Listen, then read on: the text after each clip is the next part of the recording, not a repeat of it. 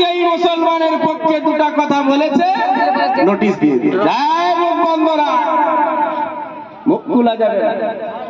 আমাদের সমাজের বিকৃত কিছু নেতা আমাদেরকে আজকে কাল থেকে আমি অনেক জায়গায় ফোন করে বলেছি, হুজুর এই যে ভিডিওগুলো ভাইরাল হচ্ছে, তৃণমূলের দুজন বিধায়ক তারা এই যে মন্তব্য করেছে, এই ভাষণ দিয়েছে, এর বিরুদ্ধে ফুরফুরা শরীফ থেকেও তাদের বিরুদ্ধে গর্জে ওঠা দরকার আছে কি নয় বলেন? কিন্তু কেউ মুখ খুলে নাই, একজন খুলেছে, সিরাই সিরাই রক্ত, যে মুখ খোলার খুলেছে পশ্চিম বাংলার আসাদুদ্দিন ওয়াইসি, ও মুখ খুলেছে। আমাদের আরো যারা বড় বড় নেতা আছেন তারা যদি আজকে মুখ খুলতো, একটা কমপক্ষে বিবৃতি দেওয়া দরকার ছিল, তুমি কি বলছো। কিন্তু গদির ভয়, মাস শেষ হলে 90,000 টাকা, 1 লক্ষ টাকা, এটা কে দিবে? তাহলে জাতির যা হচ্ছে হোক, আমরা আবার একবার ডেকে দিব, কলকাতায় সব ভিড় করে দিবে, আর ওদের লাভ হয়ে যাবে, দিদিমণিকে দেখিয়ে দিবে, দাদাকে দেখিয়ে দেবে, দেখো আমার পক্ষে কত লোক আছে, অতএব আগামী টিকিটটা আমাকে দিতেই হবে। আমরা বলির পাটা হয়ে আর থাকতে চাই না। আমরা আমাদের অধিকার যদি তুমি দাও ভালো, নাহলে ছিনিয়ে নিব ইনশাআল্লাহ। আমরা আমাদের অধিকার ছিনিয়ে নিতে পারবো। কালকে ওই স্বৈরাচারী সরকার 200 বছর রাজত্ব করেছিল, তোমার তো এই সবে 75 বছর। 200 বছর রাজত্ব করেছিল মুসলমান ওলামায়ে কেরাম, যারা এই ভারতবর্ষের জন্য মন নয় বরং টন টন রক্ত দিয়েছেন, যারা নিজেদের বুকে তাজা রক্ত এই ভারতবর্ষের স্বাধীনতা আন্দোলনের জন্য দিয়েছেন বলেই আজ আমরা স্বাধীনতা পেয়েছি, অন্যথায় আজও আমরা সেই ইংরেজদের গোলামি করতাম। এটা মনে রাখতে হবে বন্ধু। ভারতবর্ষের স্বাধীনতার জন্য যত স্লোগান দিয়েছিলেন, এই সমস্ত স্লোগান কিন্তু মুসলমান ওলামায়ে কেরামগণ দিয়েছিলেন।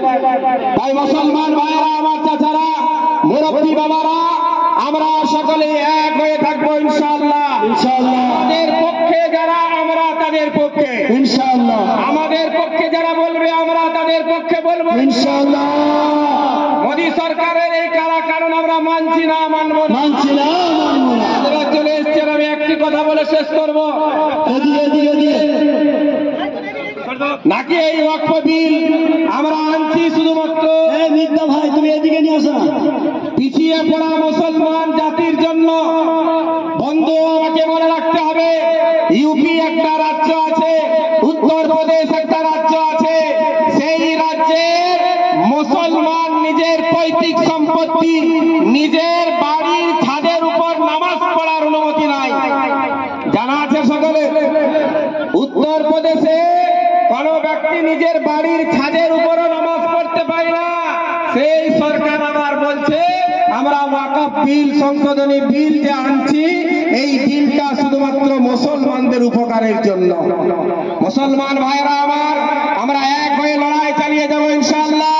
কোন জায়গায় আমাদের দ্বারা যেন কোনো অপ্রীতিকর ঘটনা না ঘটে। আমরা অগ্নিসংযোগ বলুন, ঢেলা পাথর বলুন, কারোর পতাকা ছিঁড়ে ফেলা বলুন, এই সমস্ত কার্যকলাপ থেকে আমরা ইনশাআল্লাহ নিজেদেরকে বিরত রাখবো। রাজি আছেন সকলে? কালকে বাংলা ইনসাফ একটা চ্যানেল ভিডিও ফুটেজ একটা পাঠিয়েছে, কলকাতার বুকের ঘটনা। কলকাতার বুকের ঘটনা, যত মুসলমানদের গাড়ি পেরিয়ে যাচ্ছে, কোথাও লেখা আছে আব্বা মায়ের দোয়া, আবার কোথাও লেখা আছে 786। সেই গাড়িতে তারা জোর করে গেরুয়া আপনার পতাকা লাগিয়ে দিচ্ছে।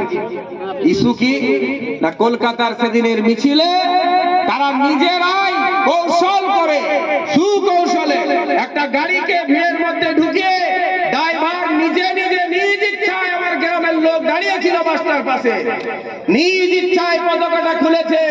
সেই পতাকা খোলাকে ইস্যু করে বিভিন্ন জায়গায় মুসলিম নামের যে গাড়িগুলো পাচ্ছে, সেই গাড়িতে জোর করে পতাকা লাগিয়ে দিচ্ছে।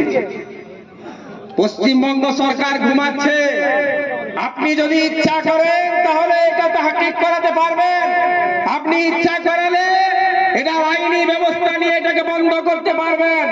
আর যদি বন্ধ না করেন তাহলে সব গাড়ির ড্রাইভার তো আর মৌলবি হবে না। কি বলছেন?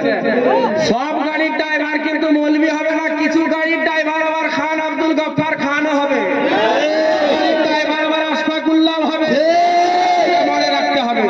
আল্লাহ পাক আমাদের সকলকেই আমল করার তৌফিক দান করুন।